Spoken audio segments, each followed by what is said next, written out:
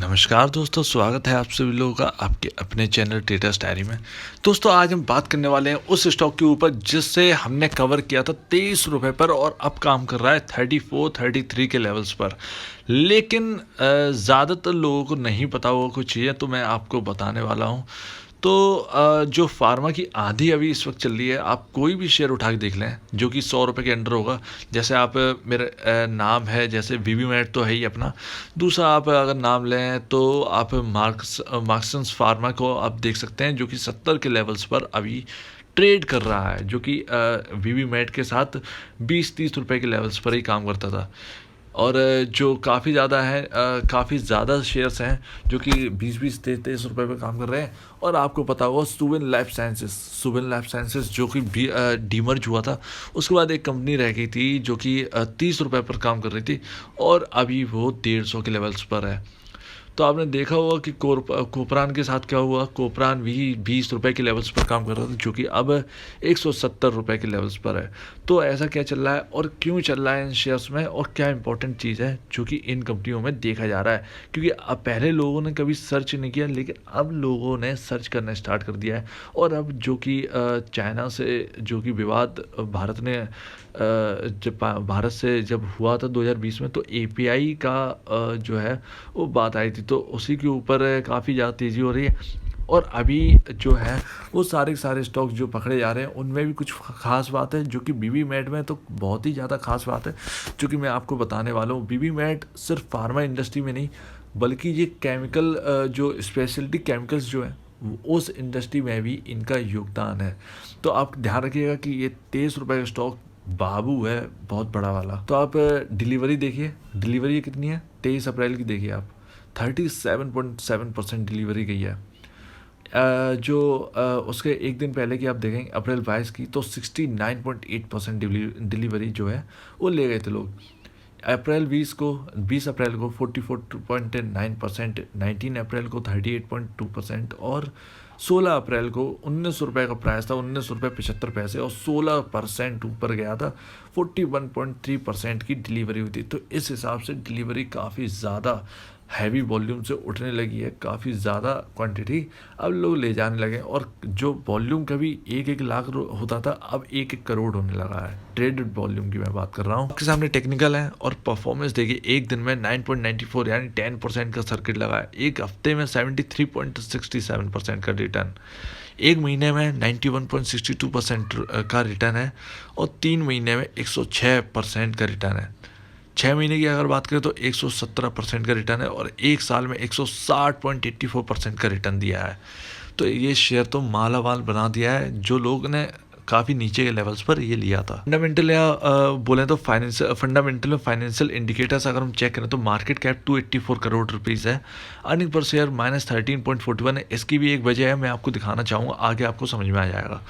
P ratio हमको पता नहीं है, इंडस्ट्री पी 33.63 पर जो है 33.63 ये जो है इंडस्ट्री पी है। तो बुक वैल्यू पर शेयर क्या है 90 रुपीज़। और बुक वैल्यू पर शेयर मैंने आपको हर वीडियो में बताता हूँ, बुक वैल्यू पर शेयर क्या होती है, शेयर की फंडामेंटल से जांची हुई रियल वैल्यू, यानी जो फंडामेंटली जो फंडामेंटल जो चल रहे होते हैं उसको नज़र रखते हुए जो रियल वैल्यू जो कैलकुलेट करके आती है वो जो रियल वैल्यू है 90 रुपीज़ है। तो स्टॉक कहाँ काम कर रहा है आपके सामने 34 के लेवल्स पर। स्टॉक की जो रियल वैल्यू क्या है 90 रुपीज़ है। तो यहाँ पर कितना बड़ा गैप है आप सोच सकते हैं, समझ सकते हैं आप। तो यहाँ पर मैं आपको बताने वाला हूँ ईपीएस के बारे में, और यहाँ पर एनुअल सेल्स आपके सामने है, यानी रिजल्ट आपके सामने रखे हुए हैं। तो एनुअल सेल्स जो है वो 4 डिजिट में है, आप ध्यान रखिएगा 4 डिजिट में है, और मार्केट कैप जो है वो 3 डिजिट में है। 2016 में 1345 करोड़ रुपए की जो है सेल्स है, बढ़कर 2017 में 1461 करोड़ की होगी, 2018 में घटकर 1185 करोड़ की, और 2019 में बढ़कर फिर से 1315 करोड़ रुपए की सेल पहुंच गई, और 2020 मार्च में घटकर 1058 करोड़ रुपीज़ की जो सेल्स है वो रह गई है। तो काफ़ी ऊपर नीचे का हिसाब चल रहा है, ग्राफ तो काफ़ी ऊपर अप एंड डाउन में जा रहा है। वहीं अगर प्रॉफिट आफ्टर टैक्स देखें तो 2016 में 83 करोड़ का प्रॉफिट था, 2017 में क्या जंप किया है, 213 करोड़ रुपए का प्रॉफिट हुआ है, 214 करोड़ रुपए का प्रॉफिट हुआ है। 2018 में घट गया प्रॉफिट, 76 करोड़ रुपीज़ रह गया। लगता है प्रॉफिट 2016 में कुछ 2017 में कुछ और भी वजह रही होंगी जिसकी वजह से 213 करोड़ का प्रॉफिट किया है। 2018 में घट गया है, 76 करोड़ का रह गया। 2019 में 57 करोड़ रुपीज़ का प्रॉफिट रह गया और 2020 में लॉस में आ गई कंपनी, 109 करोड़ रुपए का लॉस किया है। तो मैं आपको बता रहा था कि इसका जो ईपीएस है वो नेगेटिव क्यों है। तो 2020 में आप ये देखिए ज़रा कि जो इसमें ईपीएस आप छोड़िए, जो लॉस में गई थी 109 करोड़ का जो लॉस हुआ था उसके हिसाब से ईपीएस जो है -13 चला गया था। लेकिन एक साल पहले अगर देखें 2019 में अगर आप देखें तो 57 करोड़ रुपए का प्रॉफिट था और ईपीएस था उस वक्त 6.95 यानी 7 रुपीज़ के आसपास का जो है वो ईपीएस था। तो इस साल ही नेगेटिव आई है ईपीएस, अर्निंग पर शेयर जो है वो इस साल ही नेगेटिव आया है। तो अर्निंग पर शेयर तो आपको पता ही होगा, अर्निंग पर शेयर की कंपनी जो है वो कितना रुपये पर शेयर कमा के दे रही है। तो इस वक्त तो ये कंपनी 2020 में लॉसेस में चली है और -13 में तो कुछ भी कमा के नहीं दे रही है, लॉस ही कर रही है। तो आप इनके असेट देखिए, 2195 करोड़ रुपीज़ के असेट्स है। 2019 में 2322 करोड़ रुपए के असेट थे, 2018 में 2385 करोड़ रुपए के असेट थे। तो 2017 में 2055 करोड़ के असेट थे। तो 2017 के बाद तो 2018 में जो है वो जंप देखने को मिला था इनके असेट्स में, लेकिन 2019 में घटा है, फिर 2020 में तो और भी ज़्यादा घट गया है। तो लगता है ये असेट सेल कर गए हैं। उसके बाद जो वैल्यू इनको मिली है लगता है वो 2000 आई थिंक सॉरी वो 2017 का प्रॉफिट था। ठीक है, तो हम उसे जोड़ के नहीं देंगे। तो 2020 में इनके जो असेट्स हैं वो कम हो गए हैं, आप ये ध्यान रखिएगा, थोड़े से कम हुए हैं। आपके सामने रख दिया है शेयर होल्डिंग पैटर्न, और 34.23% 2019 दिसंबर में होल्ड करते थे प्रमोटर, लेकिन 2020 दिसंबर की जो लेटेस्ट रिपोर्ट है उसके हिसाब से 32.79% यहाँ पर प्रमोटर होल्ड करते हैं। तो यहाँ पर घटा है प्रमोटर की तरफ से। पब्लिक शेयर होल्डिंग क्या है, पब्लिक 67% यहाँ पर होल्ड करती है, और उसमें एफआईआई जो कि फॉरेन इंस्टीट्यूशन इन्वेस्टर जो है वो 3.10% यहाँ पर होल्ड करते हैं इस शेयर में। ध्यान रखिएगा, एफआईआई की एंट्री इस शेयर में है, एफआईआई की होल्डिंग इस शेयर में है, डीआईआई की होल्डिंग नहीं है। 0.12% है, उसे कोई होल्डिंग नहीं कहते हैं डीआईआई की तरफ से। नॉन इंस्टीट्यूशन इन्वेस्टर यानी रिटेल इन्वेस्टर 63.99% यहाँ पर होल्ड करते हैं। तो यहाँ पर काफ़ी अच्छा है कि यहाँ पर जो है रिटेल इन्वेस्टर यहाँ पर अच्छा होल्ड करते हैं। लेकिन जो डराने वाली जो दिक्कत है वो है कि प्रमोटर की जितनी नंबर ऑफ शेयर्स हैं प्रमोटर के पास, उसके 60% अभी गिरवी रखे हुए हैं। एक वक्त यानी 2019 दिसंबर के टाइम तो 66.37% होल्डिंग जो है वो गिरवी रखी हुई थी, लेकिन 2020 में 60%, 2020 दिसंबर के हिसाब से देखें तो 60% यहाँ पर होल्डिंग जो है वो प्रमोटर की जो है गिरवी रह गई है। तो 6.37% प्रमोटर ने अपनी होल्डिंग छुड़ाई है, जहाँ पर गिरवी रखी होगी, अब किसी बैंक को गिरवी दे रखे होंगे। दोस्तों हमने यहाँ पर BBMat Labs की यहाँ पर साइट सर्च की है जो कि गूगल पर, और हम यहाँ पर साइट पर आ चुके हैं। तो देखते हैं कि क्या है ये इम्पोर्टेंट चीज़ जो कि इस शेयर में जो है वो जान फूंक रही है, तो देखना बनता है। तो यहाँ पर साइट ओपन हो रही है अभी तक। हाँ जी, ये लीजिए साइट ओपन हो गई है, और ये रहा 215 के आसपास इनके प्रोडक्ट हैं। 2000 प्लस का प्रोफेशनल स्टाफ है दोस्तों। यहाँ पर 30 से 30+ ईयर्स का जो है इनको एक्सपीरियंस है फार्मा इंडस्ट्री में, और R&D और मैन्युफैक्चरिंग की टोटल मिलाकर इन दोनों की 16 साइट्स हैं, 16 यूनिट्स हैं जो कि भारत के अंदर है। हैदराबाद बेस्ड कंपनी है, और ये 1991 में ये जो है बनाई गई थी ये कंपनी। तो यहाँ पर ये रहा सबसे इम्पोर्टेंट जो चीज़ है वो ये रहा, एक्टिव फार्मास्यूटिकल इंग्रेडिएंट्स। तो दोस्तों यहाँ पर क्या है, ये API एक्टिव फार्मास्यूटिकल्स इंग्रेडिएंट ये है दोस्तों। जब भी कोई सिरप या कोई टैबलेट बनती है तो उसमें सबसे जो इम्पोर्टेंट चीज़ है वो इसमें वो टैबलेट और सीरप में जो है वो मिक्स की जाती है। आपने देखा होगा 2020 में जब चाइना से लड़ाई हुई थी, यानी थोड़ी तनातनी हो गई थी भारत की, तो आपने देखा होगा फार्मा इंडस्ट्री में जो है वो काफ़ी ज़्यादा बूम देखने को मिला था। वो बूम क्यों देखने को मिला था? एपीआई की बात चल रही थी उस वक्त। चाइना से इंडिया 90% एपीआई जो है वो यहाँ पर इंपोर्ट करता है। हम चाइना के ऊपर जो फार्मा इंडस्ट्रीज़ हैं वो चाइना के ऊपर ज़्यादातर निर्भर हैं। 90% तो चाइना के ऊपर ही निर्भर है एपीआई के लिए। तो वहाँ से हम इंपोर्ट करते हैं और यहाँ पर दवाइयाँ बनती हैं एपीआई से। ठीक है ना दोस्तों? तो यहाँ पर इंडिया क्या चाहता है कि इंडिया अब ये चाहता है कि एपीआई जो है वो यहाँ की जितनी भी छोटी छोटी बड़ी बड़ी कंपनियाँ हैं, जितनी भी बनाती हैं, 2 4 6 जितनी कंपनियाँ हैं, वो सब अब यहाँ पर प्रोडक्शन काफ़ी ज़्यादा बढ़ा दें, ताकि चाइना के ऊपर जो है वो निर्भरता जो है, जो डिपेंडेंसी है, वो कम हो जाए। तो इसकी वजह से ये काफ़ी बूम किया था उस वक्त। और फिर ये शेयर के बारे में ज़्यादा लोगों को नहीं पता था। काफ़ी अलग अलग बिजनेस में मैं आपको बताने जा रहा हूँ। एपीआई तो है ही, उसके बाद क्या कौन कौन से हैं उसके बारे में भी आपको बताऊंगा, और इनके क्लाइंट कौन है, क्लाइंट जानकर आप हैरान रह जाएंगे। तो यहाँ पर जो मैं आपको पता चल गया हो कि एपीआई क्या है। एपीआई सिरप हो, टैबलेट हो, कैप्सूल हो, सबके लिए इंपॉर्टेंट चीज़ होती है।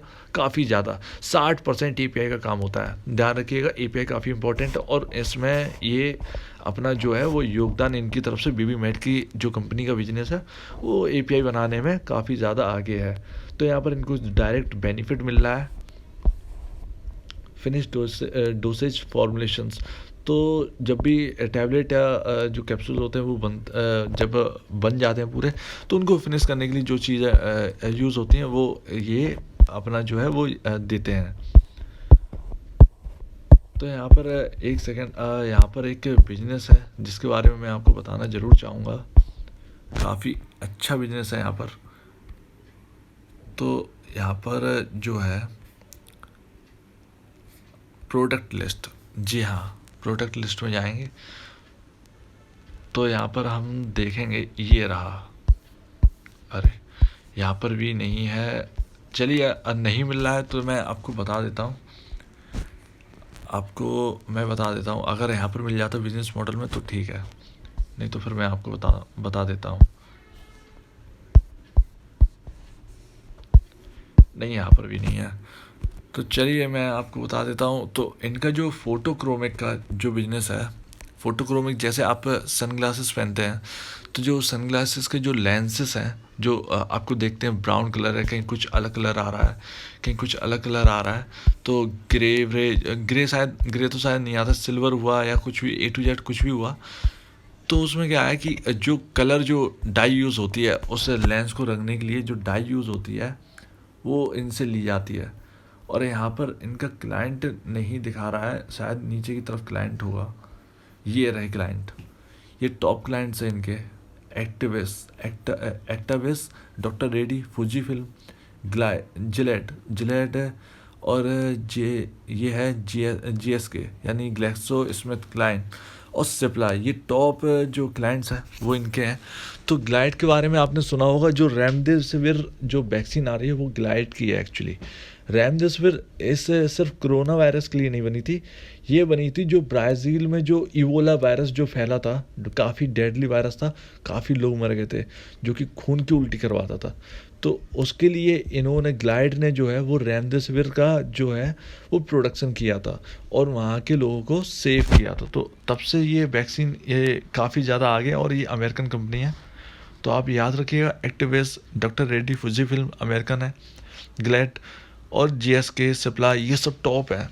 अभी इनके क्लाइंट की बहुत लंबी लिस्ट है, लेकिन हमें टॉप के जान लिए, ठीक है, इतने बड़े बड़े क्लाइंट हैं, काफ़ी अच्छी बात है। तो दोस्तों आपके सामने चार्ट रखा हुआ है, और ये 2005 जब ये कंपनी लिस्ट हुई थी तब से लेकर अब तक का चार्ट है, यानी ऑल टाइम का जो चार्ट है वो आपके सामने रखा हुआ है। अब हमने पहले तो जान लिया, फंडामेंटल जान लिए, फाइनेंशियल इंडिकेटर जान लिए उसमें, और रिजल्ट्स जो कि जितने भी थे वो सब हमने जान चुके हैं। उसके बाद हमने बिजनेस भी देख लिया, जो कि सबसे इम्पोर्टेंट जो चीज़ है इस कंपनी के अंदर वो है API का होना।